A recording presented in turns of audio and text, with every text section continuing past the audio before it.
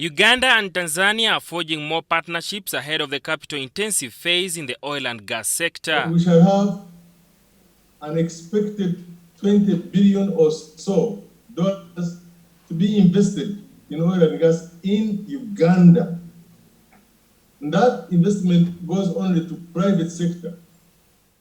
In the coming months, the construction of the East African crude oil pipeline from Hoima district to the port of Tanga in Tanzania is expected to commence. We have launched the partnership between the Uganda Chamber of Mines for Petroleum, the Private Sector Foundation Uganda, and the Association of Tanzania for Oil and Gas Service Providers. This partnership ties in very well with our aspirations as the government of Uganda to ensure that we are promoting national content development, not just in Uganda, but within the East African region. You will recall we share so many cross-boundary projects with our neighbor Tanzania, specifically the East African crude oil pipeline. Effective and efficient private sector participation is emphasized by the Private Sector Foundation Uganda, as well as the Association of the Tanzania Oil Gas Providers. We in Tanzania have thought there is an urgent need to sit between Tanzania and Uganda, first of all, to cement this relationship.